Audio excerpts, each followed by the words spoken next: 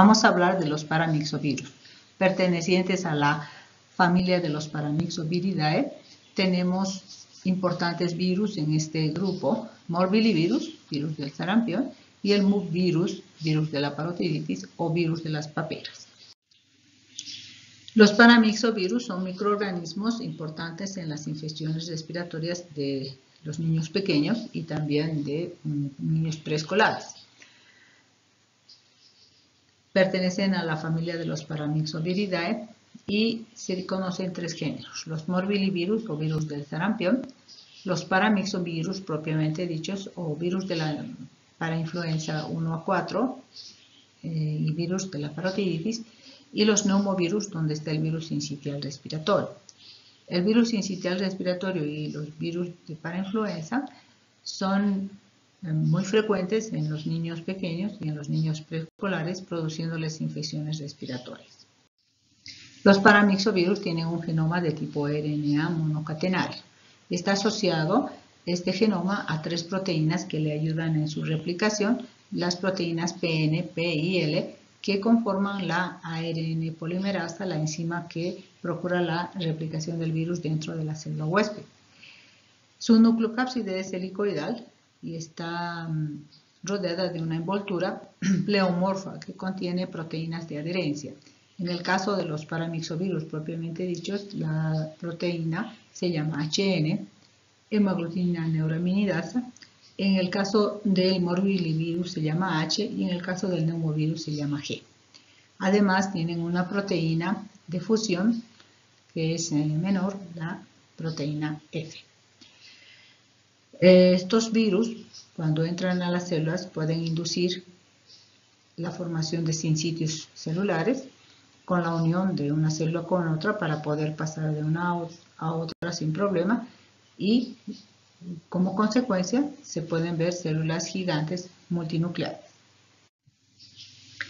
En la replicación de los virus podemos ver que el virus, gracias a sus glucoproteínas de adherencia, se adhiere a la membrana celular utilizando un receptor y libera su ARN negativo.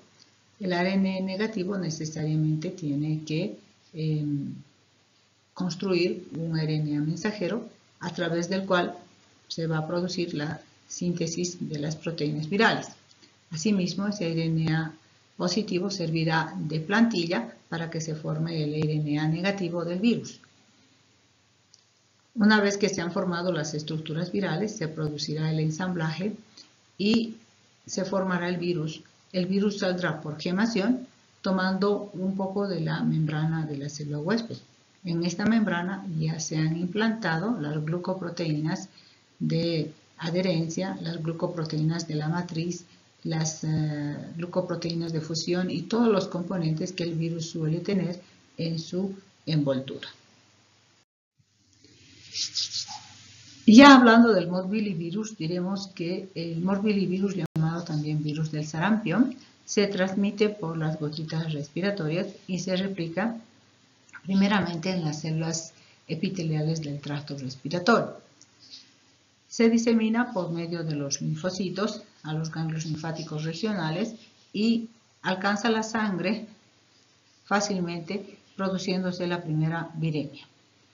Con la primera viremia alcanza las células diana en la conjuntiva, nuevamente el tracto respiratorio, el gastrointestinal, el urinario, el sistema linfático en total, los vasos sanguíneos, el sistema nervioso. Las manifestaciones clínicas del sarampión pueden explicarse en las siguientes etapas. La primera etapa del tiempo de incubación dura de 7 a 14 días. El niño está totalmente asintomático y es el momento en el que el virus se está replicando en el tracto respiratorio y está pasando a los ganglios regionales. Posteriormente viene un síndrome gripal, que vendrían a ser los síntomas pródromos, donde el paciente parece haberse resfriado, tiene fiebre, malestar general, mialgias y artralgias. Característico es el catarro ocular, el catarro nasal y el catarro faríngeo, ¿no?, con molestias a estos niveles. Seguidamente al síndrome gripal aparece la primera manifestación propia del sarampión, que vendría a ser el enantema o manchas de Koplik. Son lesiones en la mucosa oral a nivel del segundo carrillo. Son blanquecinas con un halo rojizo. Posteriormente al enantema aparece el exantema, la erupción maculopapular generalizada y cefalocaudal que comienza en la cara, en el rostro, posteriormente pasa al cuello, al tórax y a las extremidades superiores e inferiores. La convalecencia viene después de 5 a 6 días en que desaparece el exantema y el paciente se restablece. Normalmente el sarampión es una enfermedad autolimitada y no es grave. Se controla con la inmunidad mediada por células y la formación de anticuerpos protectores que protegen de por vida. No se vuelve a enfermar de sarampión. Entre las complicaciones que pueden haber en algún caso son las complicaciones respiratorias generalmente de origen bacteriano. Pueden haber laringitis, otitis, sinusitis, neumonía, reactivación de una tuberculosis. Infecciones digestivas como las gastroenteritis agudas o presentar además vómitos del paciente. Las complicaciones neurológicas pueden ser encefalitis o mielitis o encefalomielitis, también de origen bacteriano en su mayor parte, u otras complicaciones como las piodermitis, que es la infección de la piel, en los lugares de las maculopápulas que se han sobreinfectado por el rascado. Y la púrpura trombocitopénica, que son pequeñas hemorragias en forma de puntitos en cabecita de alfiler que se dan en la piel del paciente por ruptura de pequeños capilares. Entre las complicaciones raras pueden estar la encefalitis postinfecciosa, que vendría a ser la invasión del virus al encéfalo. Estando el paciente recuperándose del sarampión, de pronto empieza a tener síntomas neurológicos y hace la encefalitis postinfecciosa. Otra complicación bastante rara es la panencefalitis esclerosante subaguda o PES, que se presenta en muy raras personas cuando el virus se queda anómalamente en el cerebro del paciente. Después de 10 o 15 años de crecer en él, produce un estado inflamatorio crónico y degenerativo del sistema nervioso central y el paciente empieza a tener alteraciones cognitivas, sensoriales y motoras y termina perdiendo la vida. En esta lámina vemos lo más importante del sarampión, el virus del sarampión, el eje del problema, causante de la enfermedad del sarampión, la vía de transmisión son las gotitas respiratorias, ¿no? La inhalación de estas gotitas cuando una persona habla, estornuda o tose, el compartir fómites que generalmente están contaminadas con las secreciones respiratorias. El grupo de riesgo son los niños no vacunados y los inmunodeprimidos son los que están en riesgo de hacer complicaciones. La enfermedad es el sarampión, la encefalitis postinfecciosa como una complicación y la panencefalitis esclerosante subaguda. El diagnóstico se hace a través del cultivo de los virus en células vivas a partir de secreciones respiratorias, hisopados nasofaringios, orofaringios, la orina o la sangre o el tejido cerebral. Sin embargo, esta forma de diagnóstico es demasiado difícil e inaccesible para todos. Por lo tanto, lo que más se realiza es la serología con la búsqueda de anticuerpos de tipo IgM por pruebas inmunológicas indirectas, como la hemoaglutinación indirecta, la inmunofluorescencia indirecta, la reacción de fijación de complemento. La prevención de la enfermedad se realiza a través de la vacuna.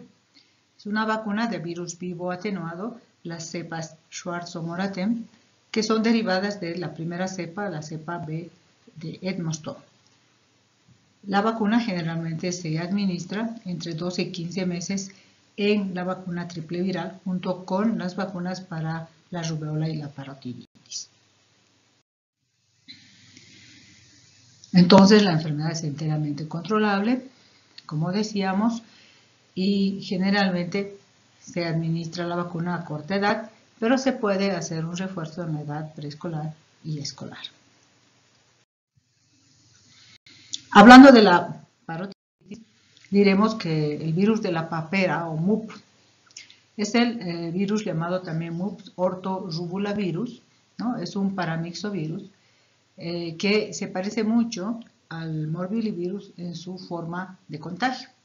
El ingreso es a través de la inhalación de gotitas respiratorias e infecta las células de la mucosa del tracto respiratorio. El virus llega a los ganglios regionales y de ahí a la sangre y se disemina por la sangre y llega a los órganos diana, y en este caso vienen a ser las glándulas salivales, parótidas, submaxilares, pero también otras glándulas como los testículos, los ovarios, páncreas, tiroides, y puede llegar al sistema nervioso central. Cuando la enfermedad afecta a adolescentes y adultos, puede ser más grave y puede producir una reacción inmunitaria inflamatoria mucho más intensa en el huésped. En estos casos es donde se puede ver el compromiso de testículos, ovarios, páncreas, tiroides y sistema nervioso central. Para el control es esencial la inmunidad mediada por células. La formación de anticuerpos viene como consecuencia de la enfermedad y estos anticuerpos son protectores de por vida. Entre lo más importante del virus de la parotiditis, la vía de transmisión, la inhalación de gotitas respiratorias que se eliminan al hablar, al toser o al estornudar o al compartir fomites. El grupo de riesgo son los niños y adultos no vacunados. La enfermedad es la parotiditis, pero también se puede dar orquitis, pancreatitis, tiroiditis, encefalitis, etc. El diagnóstico: se puede cultivar el virus a partir de la saliva, la orina, el exudado faríngeo, líquido cefalorraquídeo en células vivas, pero es bastante difícil hacer el cultivo viral, por lo que se prefiere hacer la serología con la búsqueda de inmunoglobulina M a través de pruebas inmunológicas indirectas como el ELISA, la hemoaglutinación, reacción de fijación de complemento, inmunofluorescencia indirecta. La prevención de la enfermedad se realiza con la vacuna, que es de virus vivo atenuado, que suele aplicarse junto con la del sarampión y la rubeola. El virus atenuado es la cepa GLI. En esta lámina podemos ver un poco la progresión de la parotiditis. En principio el cuadro comienza inespecíficamente, como si fuera un resfrío común, con cefalea, malestar general, mialgias, artralgias, fiebre. Posteriormente empieza la primera viremia y empiezan a aparecer los síntomas como la parotiditis, la inflamación de las parótidas, de las glándulas sublinguales, que suelen estar inflamadas y doloridas. En algunos pacientes se puede presentar además encefalitis o meningitis, pancreatitis, orquitis y a veces también sordera, debido a la inflamación pre-, infra- y retroauricular. El cuadro en general es autolimitado y leve. Es más, del 20 al 30% de los casos suelen ser asintomáticos y la infección se diagnostica después de la detección de anticuerpos en la sangre. Las recomendaciones que se utilizan para evitar el contagio son el aislamiento de tipo respiratorio durante 9 días, ¿no? Especialmente en los casos sospechosos y en los casos susceptibles. El uso de mascarillas, el correcto lavado de las manos o en caso de no poder hacerlo, usar el gel antiséptico, o alcohol en gel o alcohol en líquido. La ventilación de las viviendas, la desinfección de la vivienda y del lugar donde se ha aislado al paciente, la desinfección de todos los artículos que puedan estar contaminados y son de uso común, donde pudieron haber caído las secreciones nasales y faríngeas, la utilización de pañuelos desechables y la inmediata eliminación de este pañuelo en el basurero, evitar toser y estornudar sin cubrirse la boca y la nariz con un pañuelo o hacerlo también en el pliegue del codo. Y si el paciente se siente enfermo o hay alguna sintomatología que sugiera que hay una patología respiratoria o inflamación de las parótidas, hay que acudir al centro médico más cercano.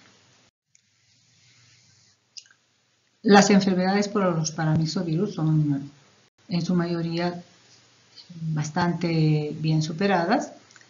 Morbillivirus y paramyxovirus suelen ser controlables a través de las vacunas. Contemplar todos estos aspectos es muy importante para tener una buena evolución. Gracias por su atención.